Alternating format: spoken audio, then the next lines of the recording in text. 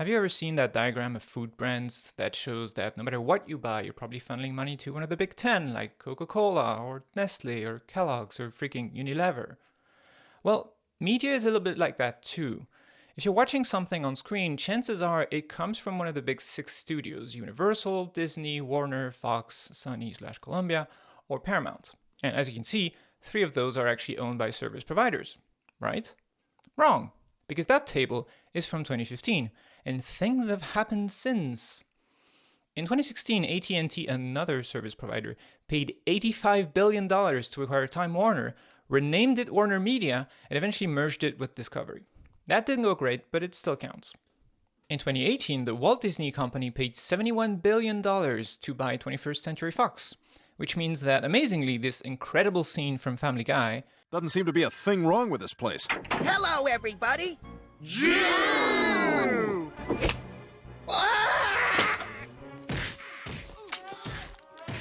Oh yeah, I forgot. This is a Disney universe. is now streaming on Disney Plus here in France.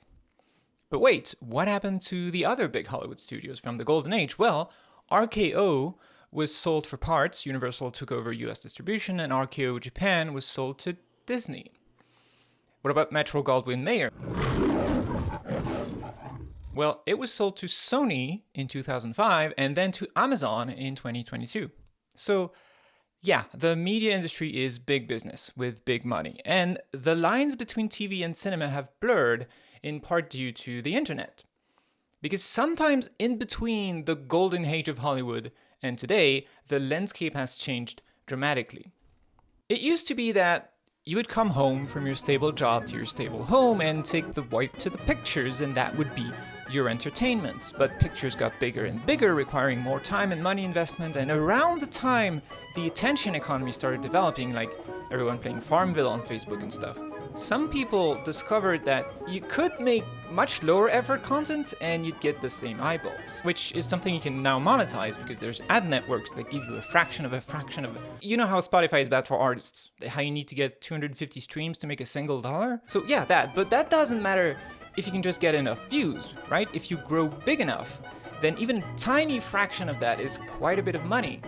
And that's exactly the thinking that Josh Abramson and Ricky Van Veen exercise when they create the website CollegeHumor in December of 1999.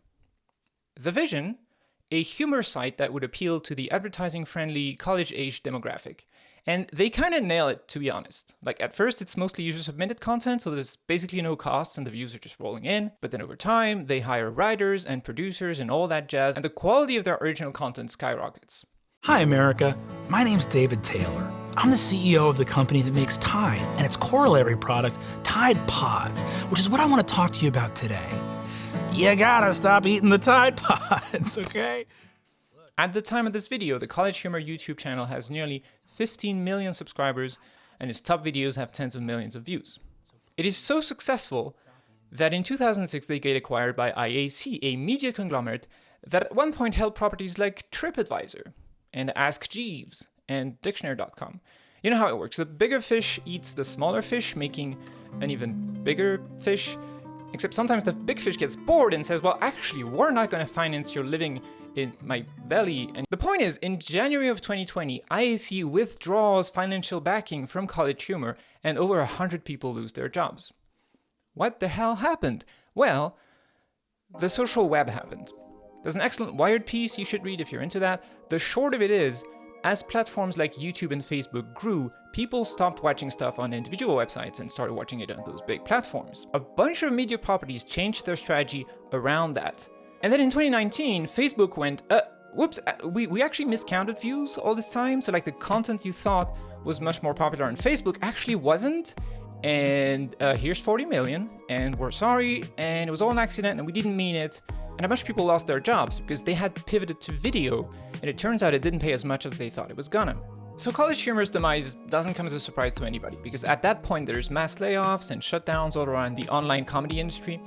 Except CollegeHumor doesn't die, because Sam Reich, who has been here the whole time, from 2006 going from director of original content to president of original content, announces that he is buying the company back from IAC. Everyone is still fired except for a skeleton crew and Brendan Lee Mulligan. And this is where things get interesting. At this point, CollegeHumor has had its own video streaming platform with a subscription-based model. You could pay like $5 a month and get unlimited access to original, uncensored content.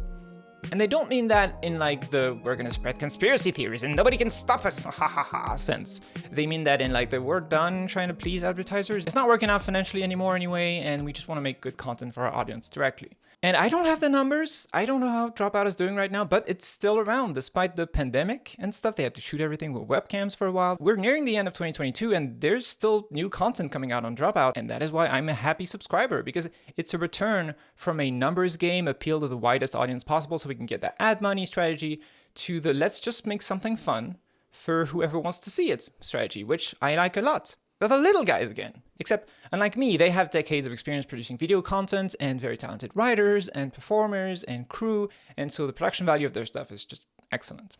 I've been particularly enjoying Dirty Laundry, where Lili reads out secrets from one of the contestants or herself or Grant, and they have to guess whose secret it is. Which one of you has had sex on public transportation? I think it's iffy. What? Nah. Grant's my pick. I know that was the least convincing but I will say. Once, I have, but didn't submit. Tell us all about it. I was on the... They could still guess you. Stop giving it away. Yeah, who knows? Maybe it's me. Grant is so willing to tell a sex story. Yeah, and I'm willing to hear it. I'm pretty sure they're making up some of it because some of the stories are just egregious. I also enjoy Actually, where Mike Trapp reads slightly incorrect statements about popular media franchises and contestants have to correct him. It is the ultimate nerd show. Kirk. Actually, this is just a spite, Brett. the goblin deity is not Magloob, blah, blah, blah. That's the god of those fish creatures. That's incorrect. Brendan's very dismissive of even that guess. Maglubiet is 100% the god of the goblins that can be found on the plain of Acheron, which is located between Mechanus and Baator. Actually, the rules were changed in 5th edition concerning surprise rounds. Surprise is now a condition that affects creatures in the normal first round of combat.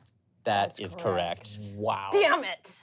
I knew it in my heart, too. You both knew that's where the situation. situation was, but yes, the surprise rounds don't exist in 5e rules.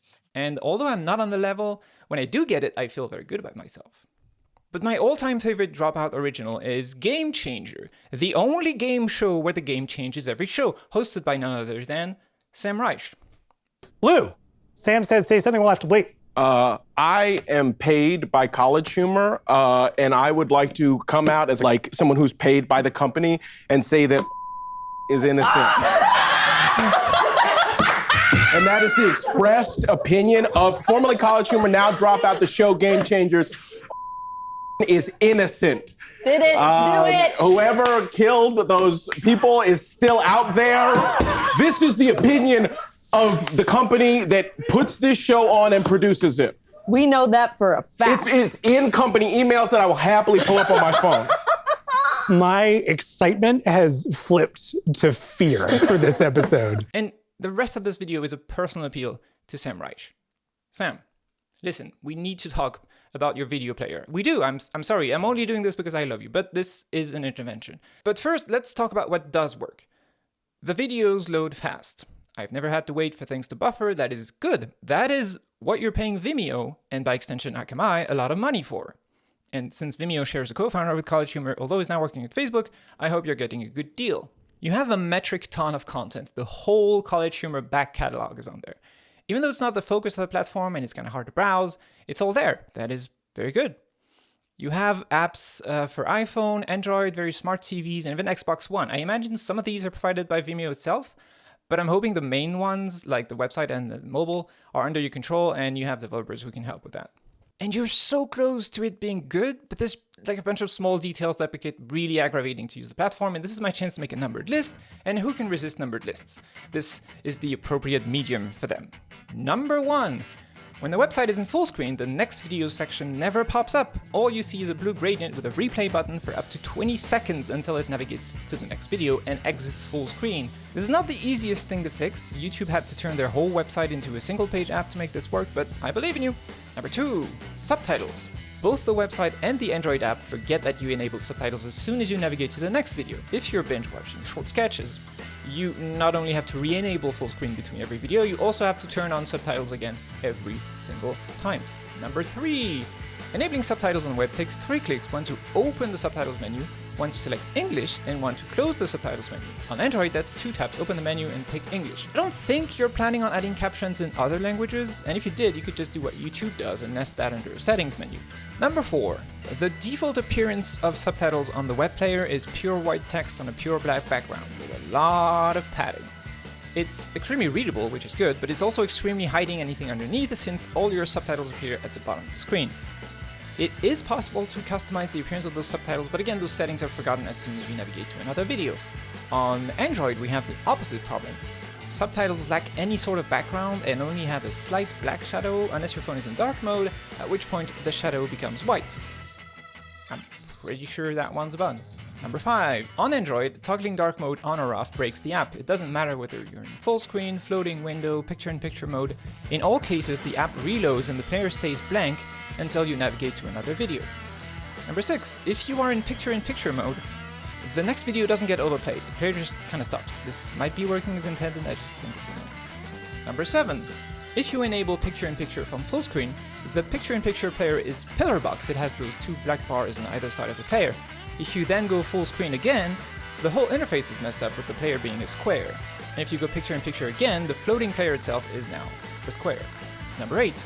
The Season X Episode Y indicator is broken and shows Season X, Season Y instead. Also, not all of the episodes have the indicator.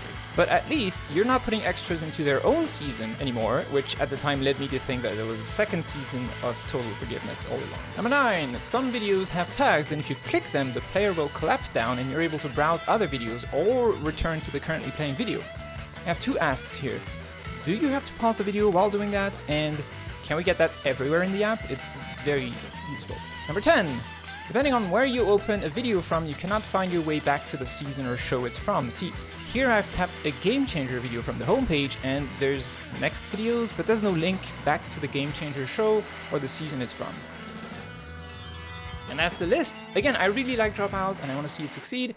This is just my small contribution to it in my own nitpicky way. Dropout has a 1-month free trial if you want to check them out. I swear this episode isn't sponsored, but it could be.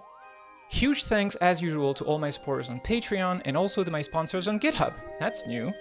As of November, I am working on articles and videos full-time, and so if you've been waiting for the right moment to to support my work, the time is now. Since I have more time now, I'm going to try and diversify my content a little. I don't know exactly how yet, but I want to be able to make videos about non-programming stuff without feeling guilty, and I swear one of those days I'll succeed. And with that, I wish y'all a nice winter holiday. Don't forget to check on your friends. It's a difficult time of the year for a lot of us. And yeah, that's it. Go reach out to someone you haven't heard from in a while. I'll do the same, and I'll see you next year. Bye.